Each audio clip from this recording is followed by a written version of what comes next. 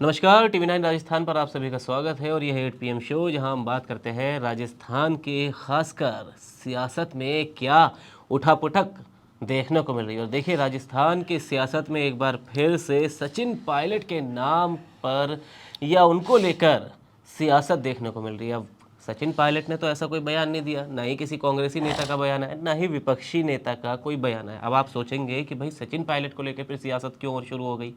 दरअसल कहानी एक छोटी सी ये है कि नितिन नवीन जो बीजेपी के राष्ट्रीय अध्यक्ष है, वो जब से राष्ट्रीय अध्यक्ष बने तो किसी गैर चुनावी राज्य का दौरा नितिन नवीन ने भी औपचारिक तौर पर इस तरह नहीं किया।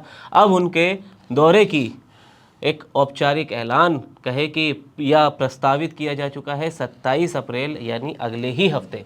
आज 21 अप्रैल है, ठीक 7 दिन बाद अगले ही हफ्ते नितिन नवीन राजस्थान आएंगे। और देखिए, राजस्थान में कहाँ से वो शुरुआत करेंगे। वो पहले जयपुर नहीं जाएंगे, वो जाएंगे पहले टोंक।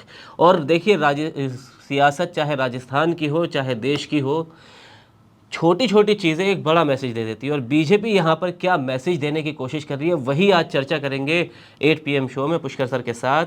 क्योंकि टोंक सचिन पायलट का गढ़ माना जाता है और जिस तरह राजस्थान में कांग्रेस की भी सियासत देखने को मिलती है, तो कई युवा नेता सचिन पायलट के समर्थक भी ये कह चुके हैं कि भाई गहलोत का वक्त गया, 3 बार मुख्यमंत्री बन गए, अब जादूगरी नहीं चलेगी, अब पायलट का दौर है। कई बार अपील भी की जा चुकी है भाई पायलट को ही मुख्यमंत्री बनाया जाए, लेकिन हालांकि अभी तक ऐसा कोई औपचारिक ऐलान केंद्रीय आला कमान की तरफ से नहीं है, ना ही सचिन पायलट या बड़े किसी नेता की तरफ से ऐसा कोई बयान आया। तो अब यही समझेंगे कि आखिर टोंक से बीजेपी के प्रदेश राष्ट्रीय अध्यक्ष नितिन नवीन क्यों शुरुआत करना चाहते हैं, फिर जयपुर में आकर वो क्या संदेश देंगे। तो क्या टोंक की स्थिति के बारे में समझेंगे, उसके आसपास के लोकसभा और विधानसभा क्षेत्रों के बारे में समझेंगे, क्योंकि टोंक बीजेपी की कमज़ोर सीटों में शुमार है, वो कहीं ना कहीं कमज़ोर माना जाता है। तो क्या मैसेज देने की यहाँ कोशिश की जा रही है, सब समझेंगे पुष्कर सर के साथ। सर, तो ये जिस तरह दौरा उनका प्रस्तावित है कि भाई जयपुर से पहले वो टोंक आएंगे, उसके बाद जयपुर आएंगे और फिर संगठनात्मक वो बैठक भी करेंगे। इससे पहले किसी और गैर चुनावी राज्यों में वो नहीं गए। पहला गैर चुनावी राज्य जिसमें वो उनकी इतनी बड़ी बैठक होने जा रही है या वो संबोधन करने जा रहे हैं। 6 जिलों के जो जिला दफ्तर है उनका वो वहीं से डिजिटली लोकार्पण भी करेंगे। यही न्यू बीजेपी की स्टाइल है फंक्शन जी। वो वहाँ पहले काम शुरू कर देते हैं जहाँ पर सबसे देर में चुनाव। जी। वो किसी भी स्टेट को ये समझ के नहीं चुनाव लड़ते हैं, इसीलिए वो कहते हैं प्रधानमंत्री की मैं छुट्टी नहीं लेता हूँ, संगठन का काम वाले छुट्टी नहीं लेते हैं, क्योंकि उनको मालूम है कि संगठन का काम हमेशा चलता रहेगा। अब आप देखिए मैसेज क्या है। आज हम लोग 26 अप्रैल में खड़े होकर चर्चा कर रहे हैं कि क्यों आ रहे हैं। 2026 अप्रैल 2026 जी। तो कि वो क्यों आ रहे हैं, क्या वजह है और टोंक को ही क्यों चुना, ये सारे सवाल चल रहे हैं ना। बिल्कुल। और यही कारण है कि आप मुझे बताइए कि अभी जैसा आपने अपनी चर्चा में भी कहा कि फेस तो सचिन पायलट ही है ना विपक्ष के। बिल्कुल। तो अगर टोंक से ही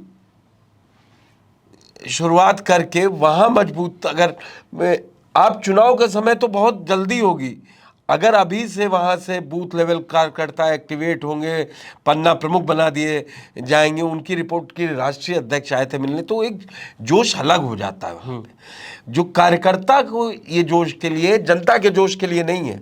रैली करेंगे, उसमें जो लोगों से कहेंगे वो सब बातें चलेंगी, अभी सियासत चलेगी कि ये भाषण दे दिया ये, लेकिन असली काम क्या है कि वो वहाँ से अपने बूथ लेवल कार्यकर्ता को रिचार्ज करने आ रहे हैं। जी। क्योंकि राजस्थान ऐसा हो गया है पिछले 2-3 दशक से कि एक बार एक सरकार आती है, एक बार एक सरकार जाती है। जी। तो नितिन नवीन ने अगर बीजेपी के राष्ट्रीय अध्यक्ष बने हैं तो उन्होंने ये एक तरीके से आप सोचिए कि ये ले लिया है संकल्प कि राजस्थान को अब की हमें वापस लाना है। इसीलिए टोंक से चढ़ाई है। टोंक में जाति समीकरण भी है, सब मीणा जाति है, दलित है, गुर्जर है, मुस्लिम भी है जी। लेकिन जो मेहनत 2008 में के बाद वसुंधरा ने वहाँ की थी टोंक जी। में। उससे पहले नहीं टोंक इतना, क्योंकि सचिन पायलट इतना नहीं थे, राजेश पायलट का वो दौर नहीं था, रमा पायलट चुनाव हार चुकी थी। तो लेकिन सचिन पायलट ने टोंक को टॉक ऑफ द स्टेट कर दिया।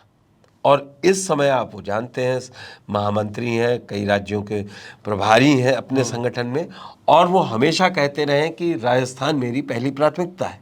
जी। और अभी अगर पूछा जाए, देखा जाए तो राजस्थान में वो अग्रिम ही नेता माना जाएगा, उन्हीं को चेहरा माना जाएगा। वैसे टीकाराम जूली हैं, अगर उनसे कहेंगे तो कहेंगे, किसी संगठन के आदमी से कहेंगे वो आला कमान जी। तय करेगा, लेकिन फेस वही। और ये बीजेपी अब की समझ चुकी है कि उसको लड़ाई इस फेस से है। जी। तो सर देखिए, एक सवाल वही है कि आपको वो वक्त याद होगा जब सचिन पायलट पर बोलने से हर बड़ा और छोटे बीजेपी के नेता बचा करते थे, लेकिन फिर एक दौर आया जब राधा मोहन दास अग्रवाल को प्रभारी बनाया गया और उन्होंने राजस्थान में आते ही सबसे पहला जो धावा बोला वो सचिन पायलट पे बोला। अब जब नितिन नबीन टोंक से शुरुआत करने वाले, तो एक बार फिर राधा मोहन दास अग्रवाल जो प्रभारी काफ़ी लंबे समय से राजस्थान में नहीं आए थे, गायब दिखाई दे रहे थे, क्योंकि काफ़ी बड़ा विरोध उन्हें देखना पड़ा था पायलट समर्थकों का। अब वो फिर से जोधपुर आ गए, कल ही उनका बयान है, लेकिन हालांकि उन्होंने भी कोई निशाना नहीं था, बट क्या वो एक्टिव हो गए? नहीं, एक्टिव तो आप प्रभारी हैं, तो रैली की तैयारी, लोगों को आना क्या है, सारा काम तो वो प्रभारी से बात करेंगे ना, या मुख्यमंत्री से बात करेंगे। संगठन काम है तो प्रदेश अध्यक्ष और प्रभारी देख रहा है, वो बताएगा। तो वो तो एक प्रक्रिया है, लेकिन जो जिस तरीके से ये कांग्रेस के लिए वेकअप कॉल देके जा रहा है, मतलब बीजेपी की तरफ से वेकअप कॉल कांग्रेस को है कि हम यहाँ से शुरुआत कर रहे हैं जी, और यहाँ से ही हम वापसी भी करेंगे। कमजोर सीट पे ज़्यादा मेहनत करने, ये बीजेपी ने जब से ये स्ट्रेटजी बनाई थी, पहले वो ए ग्रेड की सीट देखती है, फिर बी ग्रेड की, फिर सी ग्रेड की सीटें, जहाँ कहीं नहीं जीते। आपको याद होगा कि 2019 में ऐसे ही शुरू किया गया था, 24 के चुनाव आने से पहले, कि वो सीटें कि जहाँ हम ज़्यादा मेहनत करेंगे, वो सीटें जहाँ हम कभी नहीं जीते, बीजेपी लोकसभा में। अब वो इसको धीरे धीरे विधानसभाओं में, इन सब में भी लागू कर रही कि उन सीटों पे टारगेट कि जो हम कभी नहीं जीते। जी, 200 में हमेशा मैक्सिमम 126, 127 कितनी भी आई, लेकिन कुछ सीटें ऐसी नहीं जो नहीं कभी जीत पाए। तो उन्हीं सीट को टारगेट करना है। और उसी को जब आप संगठन, मैंने कहा कि जब आप नीचे के कार्यकर्ताओं के डायरेक्ट संपर्क में आते हैं, मिलते हैं उस जगह के, तो कहते हैं कि यहाँ बदलेगा। वो ये लोकतंत्र में एक अच्छी बात है कि विपक्ष का होना जरूरी है, लेकिन सत्ता पक्ष को अपनी मजबूती रखनी है। तो उन कमजोर कांग्रेस कहाँ से शुरू करेगी, ये भी बड़ा इम्पोर्टेंट हो। जी।